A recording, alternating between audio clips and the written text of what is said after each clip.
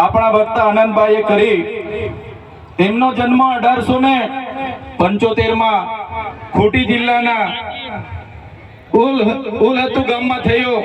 એક સામાન્ય પરિવારમાંથી એમણે તે વખતે જોયું કે અંગ્રેજો દ્વારા આપણા આદિવાસીઓની જળ જંગલ જમીન પર તરાપ મારવામાં આવે છે, આદિવાસીઓ પર કરવેરા નાખવામાં આવે છે અને 1899 માં મુંડા વિદ્રોહ અંગ્રેજો સામે થયો। એની નેતાગીરી બિરસા મુંડાજીએ લીધી અને એમાં એમની ધરપકડ કરવામાં આવી। ઘમાસણ યુદ્ધો થયા, એક બાજુ તીરકમઠા ભાલા, એક બાજુ ગોળીબાર થયો અને એમને જેલમાં પૂરવામાં આવ્યા અને માત્ર 25 વર્ષની ઉંમરમાં જેલમાં એમનું મૃત્યુ થયું અને સેનામાંથી મૃત્યુ થયું છે એના આજ દિન સુધી કોઈ પુરાવા આપણને મળ્યા નથી। ત્યારે સાથીઓ, આ બિરસા મુંડાનો ધ્યેય આદિવાસી સ્વાયત્ત રાજ, આદિવાસી સ્વતંત્ર રીતે સ્વમાન શેરની જેમ જીવે એવો ધ્યેય હતો। તમને ને અમને બધાને ઇતિહાસમાં ભણાવવામાં આવ્યો ઉત્ક્રાંતિવાદ, ચાર્લ્સ ડાર્વિનના ઉત્ક્રાંતિવાદના સિદ્ધાંતોમાં જણાવવામાં આવ્યું કે જ્યારે આ પૃથ્વી પર માનવી સભ્યતાનું ઉત્પન્ન થયું ત્યારે આદિમાનવ તરીકે સૌપ્રથમ પૃથ્વી પર આદિવાસીઓ આવ્યા। શરૂઆતમાં પેડાની શોધ થઈ, અગ્નિની શોધ થઈ, ધાન્યની શોધ થઈ, ખેતીની શોધ થઈ અને બધા ખેતીની શોધની સાથે સાથે પરિવારો સાથે રહેતા થયા। પરિવારો સાથે રહેતા થયા એટલે નાના નાના ગામો, નાના નાના કબીલાઓ બન્યા અને એ કબીલાઓના મુખીઓ બન્યા, સરદારો બન્યા અને શાંતિથી પ્રકૃતિ સાથેનું એમનું જીવન ચાલુ હતું। એ દરમિયાન આ દુનિયામાં સંપત્તિ માટે લડાઈ થઈ, સત્તા માટે લડાઈ થઈ, સ્ત્રીઓ માટે લડાઈઓ થઈ અને એમાં એ લોકોની જે સભ્ય સંસ્કૃતિ પોતાને માનનારા સમાજ દ્વારા આદિવાસી સમાજના એક કબીલાઓ પર આક્રમણો થયા। સામદામ દંડભેદ નીતિ અંતર્ગત જ્યારે આપણો આદિવાસી સમાજના એ લોકો સરેન્ડર નહીં થયા તો યુદ્ધો કરીને આપણા કબીલાઓ છીનવાઈ ગયા અને આપણું શોષણ થયું, ઘર્ષણ થયું, જળ જંગલ જમીનો છીનવાઈ। અને તમે જોયું હશે આપણા દેશ પર બહારથી મુગલો આવ્યા, ડચો આવ્યા, હુણો આવ્યા, અંગ્રેજો આવ્યા, પોર્ટુગીઝો આવ્યા, ફ્રેન્ચો આવ્યા અને આ અંગ્રેજોએ પણ 200 વર્ષ આપણા દેશ પર રાજ કર્યું। એ ઇતિહાસથી લઈને આજ દિન સુધી આદિવાસીઓનું માત્ર ને માત્ર શોષણ થતું આવ્યું છે। ત્યારે આદિવાસીએ આઝાદીની લડતમાં પણ તમે જોયું હશે, તમે બિરસા મુંડાનો ઇતિહાસ વાંચો, તમે ગુરુ ગોવિંદનો ઇતિહાસ વાંચો, ટાટિયા મામા ખાદ્ય નાયકનો ઇતિહાસ વાંચો, તમે માનગઢ ધામમાં થયેલો હત્યાકાંડનો ઇતિહાસ વાંચો, તમે દડવાડામાં પાલ દડવામાં થયેલો હત્યાકાંડનો ઇતિહાસ વાંચો તો આ ઇતિહાસમાં આદિવાસીઓ અંગ્રેજોને હંપાવ્યા પણ કૂટનીતિ કરીને અંગ્રેજોએ આપણા લોકોને નરસંહાર કરી અને આપણા વિસ્તારમાં આપણા ક્રાંતિકારી લોકોને શહીદી વહોરવી પડી। દેશના આઝાદીમાં આપણું આટલું મોટું યોગદાન હતું। દેશ આઝાદ થયો, દેશમાં લોકશાહી આવી, લોકશાહીમાં દેશમાં બંધારણ બન્યું અને બંધારણની કલમમાં 444, 244, 13 કમાં આપણા વિસ્તારને 5મી અનુસૂચિ તરીકે જાહેર કરવામાં આવ્યો। એ જ પ્રકારે દેશના આસામ હોય, સિક્કિમ હોય, મિઝોરમ હોય, નાગાલેન્ડ હોય, મેઘાલય હોય, તમામ રાજ્યને અનુસૂચિ 6 અંતર્ગત સમાવેશ કરવામાં આવ્યો। ત્યારે અનુસૂચિ 6 ત્યાં લાગુ કરવામાં આવી અને ગુજરાતમાં આજ દિન સુધી અનુસૂચિ 5 લાગુ કરવામાં નથી આવી અને આ સત્તામાં બેઠેલા લોકો અનુસૂચિ 5 લાગુ હોવા છતાં પોતાનો સત્તાનો દુરુપયોગ કરીને આદિવાસીઓની જમીનો છીનવી રહ્યા છે, આદિવાસીઓના ખનીજો છીનવી રહ્યા છે, કુદરતી સંપાદનો છીનવી રહ્યા છે। રોડના નામે, ડેમના નામે, આ વિસ્તારમાં કોરિડોરના નામે, જીએમડીસીના નામે, હાઇડ્રો પાવરના નામે, જીઆઈડીસીઓના નામે, સરકારી આવાસોના નામે, સ્ટેચ્યુના નામે આજે આદિવાસીઓને એમની જમીનો છીનવાઈ રહી છે। આજે આખા દેશમાં 80 લાખ આદિવાસીઓ વિસ્થાપિત થયા છે। એ આ સરકારો દ્વારા કરેલી દેન છે સાથીઓ। આજે ગુજરાતમાં, આજે દેશમાં 8% આદિવાસીઓ છે। 2011 ની વસ્તી ગણતરી પ્રમાણે 11 કરોડથી પણ વધારે દેશમાં આદિવાસીઓ છે. આજે ગુજરાતમાં 15% આદિવાસીઓ છે. 1,25,00,000 આદિવાસીઓ ગુજરાતમાં છે. 29 જાતિઓ ગુજરાતમાં આદિવાસીઓની છે. આજે તમે મને બતાવો કયા ક્ષેત્રમાં આદિવાસીઓ 15% છે, બતાવો મને. તમે સચિવાલયમાં જશો, આદિવાસીઓનું લિસ્ટ તમે માંગજો. તમે હાઈકોર્ટના જજની યાદી જોઈ લેજો. તમે ઇન્ડસ્ટ્રીયલના આપણા આદિવાસીઓને કેટલા લાભો મળ્યા છે જોજો. તમે રિયલ એસ્ટેટમાં આપણા આદિવાસીઓની સંખ્યા જોજો. ત્યારે આઝાદીના 78 વર્ષમાં સરકારોએ માત્ર ને માત્ર આદિવાસી બજેટમાંથી અમૃત મહોત્સવો કાઢે છે, વિકાસ મહોત્સવો કાઢે છે, ગૌરવ યાત્રાઓ કાઢે છે અને પોતાના તાઇફાઓ કરે છે. ત્યારે હવે આપણે બધાએ જાગી જવાનું છે અને આ સરકારને 2027માં ઉખાડીને આપણે ફેંકી દેવાની છે. સાથીઓ, અમે 4 વર્ષ પહેલા જનનાયક બિરસા મુંડાજીની પ્રતિમા ડેડિયાપાડામાં સ્થાપના કરતા હતા અને એમના વિચારોને ઉજાગર કરવા માટે, એમના વિચારોમાંથી આવનારી પેઢી પ્રેરણા લે માટે અમે ત્યાં પ્રતિમા સ્થાપિત કરતા હતા. ત્યારે આ ભાજપના સાંસદ મનસુખભાઈ વસાવા, 3 જિલ્લાની પોલીસ અને એમના RSS વાળાએ આપણને ત્યાં પ્રતિમા સ્થાપતા અટકાવી દીધા હતા અને પ્રતિમા સ્થાપતા આપણા ઘણા લોકોને ડિટેન કર્યા હતા. 3 જિલ્લાની પોલીસ અમને પકડવા માટે આવી હતી, છતાં આપણે એમનાથી ડર્યા નથી અને બિરસા મુંડાની પ્રતિમા ડેડિયાપાડામાં સ્થાપિત કરી છે. ત્યારે આજે દેશના વડાપ્રધાનને આજે ડેડિયાપાડા આવવું પડે એ આપણા બધાની તાકાત છે. ત્યારે વડાપ્રધાન ડેડિયાપાડા આવે છે ત્યારે લોકોને ભેગા કરવા માટે 500 કરોડ આદિવાસી બજેટમાંથી જોગવાઈ કરવામાં આવી છે. હજારો બસોની વ્યવસ્થા કરવામાં આવી છે અને બધા કર્મચારીઓને એમાં લગાડી દેવામાં આવ્યા છે. આજે ડેડિયાપાડાના ગામડાઓમાં ટીડીઓ ના મળે, તલાટીઓ ના મળે એવા ગામડાઓની ગલીઓમાં આ ગુજરાતના નાયબ મુખ્યમંત્રી, એમના મંત્રીઓ, એમના સાંસદો, એમના ધારાસભ્ય ડેડિયાપાડાના ગલીઓમાં 4 દિવસથી ફરે છે. જે લોકો એસી ચેમ્બરોમાંથી બહાર નહોતા આવતા, જે લોકો ગાંધીનગરમાં પડીએ ફતાડીએ રહેતા હતા, એ લોકોને ગામડે ફરતા કરી દીધા. એ આપણી બધાની તાકાત છે ભાઈઓ. ત્યારે નરેન્દ્રભાઈ મોદી આપણા કુળદેવી માતાના દર્શને જવાના છે. દેવમોગરા એ મહારાષ્ટ્ર, મધ્યપ્રદેશ, ગુજરાત અને રાજસ્થાનના લાખો લોકોનું આસ્થાનું કેન્દ્ર છે અને દેવમોગરા જઈને રાજનીતિ જ્યારે કરવા માંગે છે ત્યારે નરેન્દ્રભાઈ મોદીને હું આ મંચ પરથી કહેવા માંગુ છું, તમને જો આદિવાસીઓ માટે હિત હોય તમે દેવમોગરા જજો, તમે હિજારી લઈને આવજો, તમે મોવડાનો ચોખ્ખો દારૂ એક બોટલ લઈને આવજો, તમે એક મરઘો લઈને આવજો, એક બકરો લઈને આવજો. દર્શન કરીને એની પ્રસાદી કરીને તમે ત્યાં જ જમીને પછી જજો. ત્યારે અમે માનીશું કે તમે આદિવાસીઓના હિતે જ છો. તમે આદિવાસીઓ માટે આજ દિવસ સુધી તમે 24 વર્ષથી રાજનીતિમાં છો. આગળ મુખ્યમંત્રી હતા, હમણાં વડાપ્રધાન છો. આદિવાસીઓ આજે શિક્ષક માટે આંદોલન કરે છે, શાળા માટે આંદોલન કરે છે, નર્મદાના પાણી માટે આંદોલન કરે છે, પોતાની જમીનો બચાવવા આંદોલન કરે છે, જીએમડીસી હટાવવા આંદોલન કરે છે, જીઆઈડીસીઓમાં રોજગાર માટે આંદોલન કરે છે. ત્યારે નરેન્દ્રભાઈ મોદીજીને કહેવા માંગુ છું, હવે અમે લડેંગે, જીતેંગે, જિંદાબાદ, મુર્દાબાદ આવેદન નિવેદન કરવા માંગતા નથી. હવે અમે લડવા માંગતા નથી. હવે ધરણા પ્રદર્શન બંધ, હવે આંદોલન બંધ. જો અમારી 5મી અનુસૂચિ, જો અમારા પૈસા એક, જો અમારી અનામત, જો અમારી 73 એની જમીનોને આવનાર દિવસોમાં જીએમડીસી ના નામે માગશો, માલસામોટ પ્રોજેક્ટના નામે માગશો, હાઇડ્રો પ્રોજેક્ટના નામે માગશો, અણુ મથકના નામે માગશો, તો અમે આંદોલન નથી કરવાના, અમે નેપાળવાળી કરવા માટે ગાંધીનગર આવવાના છે. અમે નેતાળવાડી કરવા માટે ગાંધીનગર આવીશું, તે દિવસે તમારો ને અમારો સામનો થશે, તે દિવસે ખબર પડશે ઓરિજિનલ આદિવાસીઓ કોણ છે તે.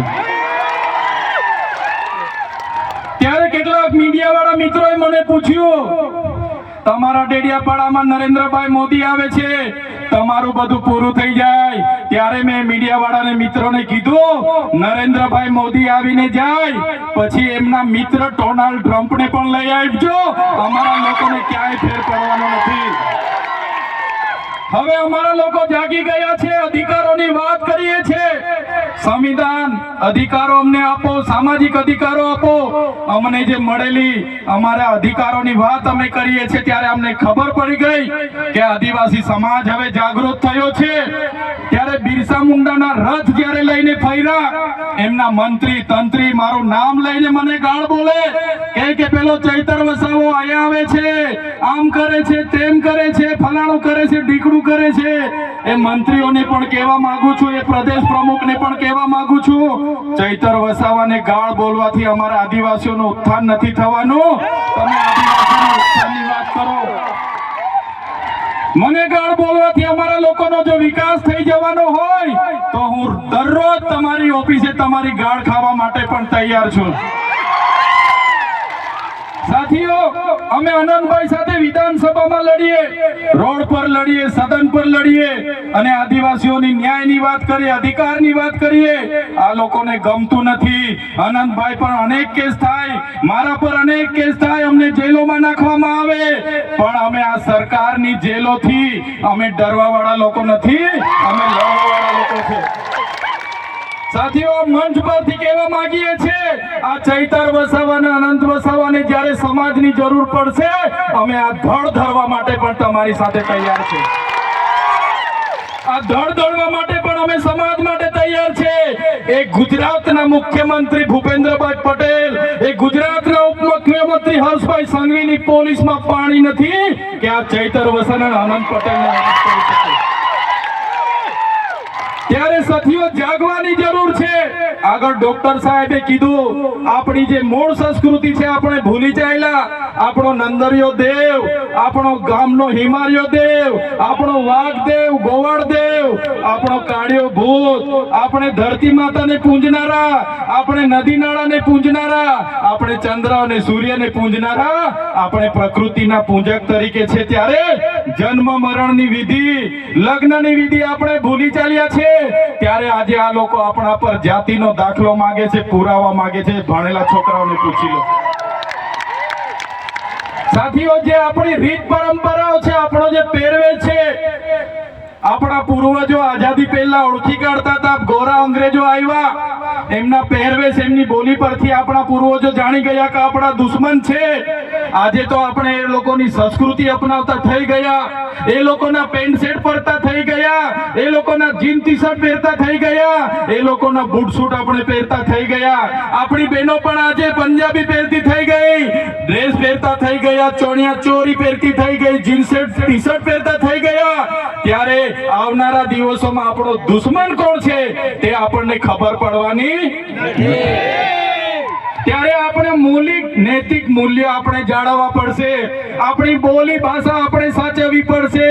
આપણો પહેરવેશ, આપણી સંસ્કૃતિ, આપણા વારસામાં મળેલી આપણી પરંપરાઓ, રીત રિવાજો આપણે સાચવવા પડશે. સાથીઓ, આપણા વિસ્તારમાં વૈશ્વિકરણના નામે જમીનો છીનવાય છે, ઔદ્યોગિકરણના નામે જીઆઈડીસીઓ આવી, એમાં જમીનો છીનવાઈ ગઈ.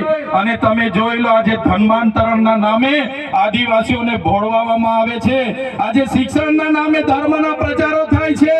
ત્યારે મારા આદિવાસી સાથીઓને કહેવા માંગુ છું, જે દિવસે આપણે આજે આદિવાસી તરીકે મટી જઈશું, તે દિવસે આપણું અનામત પણ આપણને મળવાનું નથી. તે દિવસે આપણે જમીનો પણ બચાવી નથી શકવાના. સંવિધાને આપેલી જળ, જંગલ, જમીન પરના અધિકારો પણ નથી બચાવી શકવાના. ત્યારે આ લોકોને આપણે કહેવાનું છે કે આપણે હવે ઓરિજિનલ આદિવાસીની રીત રિવાજમાં, પહેરવેશમાં, આવા કાર્યક્રમમાં આપણા હજારો સાથે, વાજિત્રો સાથે ઉપસ્થિત થયેલા છે.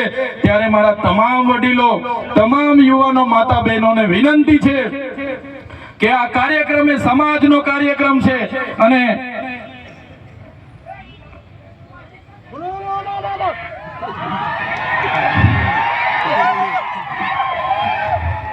આજનો આ કાર્યક્રમ એ આપણી સમાજની તમે એકતા બતાવી છે. આજે ભાજપના એ નેતાઓને, ભાજપના એ મુખ્યમંત્રી, ઉપમુખ્યમંત્રીને અને ભાજપના એ વડાપ્રધાનને આદિવાસીઓની તાકાત આજે આપણે બતાવી દીધી છે. એ બદલ બધાનો ખૂબ ખૂબ આભાર. આ આપણી તાકાત છે. અને જ્યારે પણ કોઈ જીએમડીસી ની વાત આ વિસ્તારમાં લઈને આવશે, જ્યારે પણ આ વિસ્તારમાં હાઇડ્રો પ્રોજેક્ટના નામે ગામડાઓ વિસ્થાપિત કરવાની વાત કરશે, કોરિડોરના નામે ગામડાઓને વિસ્થાપિત કરવાની વાત આવશે, માલસામોડ પ્રોજેક્ટના નામે ગામડાઓ વિસ્થાપિત કરવાની વાત આવશે, કે કેવડિયાની મારી બહેનોને હેરાન કરવાની વાત આવશે, તે દિવસે પણ આવો ઘોડાપુર આપણે પહોંચવાનું છે. તે દિવસે પણ ઘોડાપુર થઈને આપણે પહોંચવાનું છે. ત્યારે મારા સાથીઓ, મારા વડીલો, મારા યુવાનો, બાળકો, સૌ તમે પોતાના વિસ્તારમાંથી પોતાના રોટલા ખાઈને, પોતાના ભાડે થઈને તમે અહીંયા પહોંચેલા છો. ત્યારે આ તમારો ભાવ, આ તમારા અમારા પ્રત્યેનો પ્રેમ, આ તમારો સહકાર અમારી તાકાત છે. આજે અનંતભાઈ અને હું જ્યારે આવડી મોટી સરકાર સામે લડતા હોય, આ સરકાર પર પોલીસ છે, આર્મી છે, એમના કલેક્ટર છે, એમના એસપી છે, એમની કોર્ટો છે, એમનું તંત્ર છે, યંત્ર છે, મંત્ર છે, પણ અમારી સાથે અમારી જનતા છે. એ લોકો અમને ક્યારે કાઢી નહીં શકે. સાથીઓ, કોર્ટમાંથી હું છૂટીને આવ્યો અને આ પોલીસ, એ ભાજપની પોલીસે ખોટા સોગંદનામા કર્યા અને સોગંદનામાના લીધે મને ડેડિયાપાડામાં આજે પ્રવેશ બંધી છે. અને હું રાજપીપળા રેમ છું, ત્યાં પણ કેટલાક પોલીસ અધિકારીઓને ભાજપના નેતાઓ કહે છે કે આને નર્મદામાંથી પણ બહાર કાઢો. ત્યારે નેતાઓને હું કહેવા માંગુ છું, તમે મને ડેડિયાપાડામાંથી બહાર કાઢશો, તમે મને નર્મદામાંથી બહાર કાઢશો, અમે અમારા લોકોના દિલમાં વસેલા છે, ત્યાંથી ક્યારે બહાર નથી કાઢી શકવાના. અમે અમારા લોકોના દિલમાં વસેલા છે, ત્યાંથી કોઈની તાકાત નથી કે અમને તેમાંથી બહાર કાઢી શકે. ત્યારે સાથીઓ, હમણાં આપણો બધાનો વિરોધ જોઈને, આપણી બધાની કામગીરી જોઈને આ લોકોએ હમણાં મંત્રીમંડળ બદલ્યું, બધા મંત્રીઓને બદલી કાઢ્યા. આપણા વિસ્તારમાં પણ 4 રબર સ્ટેમ્પ મંત્રીઓને રાખી દીધા છે. ત્યારે આ સરકારને કહેવા માંગીએ છે, ભેંસ દૂધ ઓછું આપે તો ત્યારે ભેંસના ખીલા બદલવાથી દૂધ વધતું, ભેંસ દૂધ ઓછું આપે એના ખીલા બદલવાથી ભેંસનું દૂધ વધતું. આવનારા દિવસોમાં સરકારને કહીએ છે, મંત્રીઓ બદલવાથી અમારો કોઈ વિકાસ થવાનો નથી. 2027માં અમે સરકાર બદલી દેવાના છે. બદલી દેશું ને આપણે? તૈયાર છો બધા? ત્યારે આ સરકારને ખબર પડશે કે સરકાર બદલવા વાળા આવી ગયા છે. ત્યારે સાથીઓ, વધારે વાતો નથી કરતા, હજુ આપણે અહીંથી રેલીનું પ્રસ્થાન કરવાનું છે. આજે વડાપ્રધાન નરેન્દ્રભાઈ મોદીજી ડેડિયાપાડામાં આવે છે એમ કરીને પરવાનગી તો માંગવાની હોતી નથી અમારે, છતાં પોલીસ વિભાગ અને વહીવટી તંત્ર દ્વારા કહેવામાં આવ્યું કે જેમ બને તેમ પ્રોગ્રામ પતાવજો. ત્યારે એમને કહેવા માંગીએ છીએ, અમારો જે વડાપ્રધાનનો કાર્યક્રમ છે એમાં આગળ કીધું એમ પોલીસ 7000 છે, આંગણવાડી કર્મચારીઓ આ લાભાર્થી તે લાભાર્થી કરીને ભીડ કરશો, પણ આ ઓરિજિનલ આદિવાસીઓની ભીડ જોઈ લો, એ તમારી તાકાત છે. ત્યારે સાથીઓ, ભગવાન બિરસા મુંડાની જે ઉપદેશો હતા, એમના જે વિચારો હતા, એમણે પોતાનું 25 વર્ષમાં પોતાનું જીવન આપણા માટે સમર્પિત કરી દીધું. આપણે બધા એમના વિચારો, ઉપદેશો અહીંથી લઈને જઈશું. આપણી અસ્મિતા બચે, આપણી સંસ્કૃતિ બચે, આપણા રૂઢિ પરંપરા બચે, આપણા નૈતિક મૂલ્ય બચે, એ સૌની જવાબદારી છે. સાથે સાથે ઘણા યુવા વર્ગ અહીંથી મને સાંભળે છે, એ યુવા વર્ગને પણ હું અપીલ કરું છું, તમારો આ સમય તમારો કેરિયર બનાવવાનો છે. વ્યસન અને ફેશનને હાલ પૂરતા સાઈડ પર મૂકી દેજો. તમારું પહેલા કેરિયર બનાવો, પછી આપણે આવનારા દિવસોમાં બધું જોઈ લઈશું. એટલે મારા તમામ સમાજના લોકોને અપીલ કરું છું, આ સરકાર આપણને ભણવા ના દે, આ સરકાર આપણે રોજગારી ના આપે, છતાં આપણે બધાએ સાથે મળીને આવનારા દિવસોમાં આપણા સમાજને દિશા આપવાનું કામ કરવાનું છે. ત્યારે યુવાનો આ વાતને પણ ધ્યાનમાં રાખે અને બધા જ આપણે આપણી ભગવાન બિરસા મુંડાની જે પ્રતિમા છે ત્યાં ફુલહાર કરવા માટે રેલી સ્વરૂપે જવાનું છે. ત્યારે બધા જ લોકો, વડીલો, માતા બહેનો, બધા જ લોકો આ સાંસ્કૃતિક કાર્યક્રમોમાં ઢોલ, નગારા, વાજિત્રો સાથે સહભાગી બનો અને આ આપણી રેલીનો કાર્યક્રમનો હવે શરૂઆત કરીએ. જય આદિવાસી, જય જોહાર.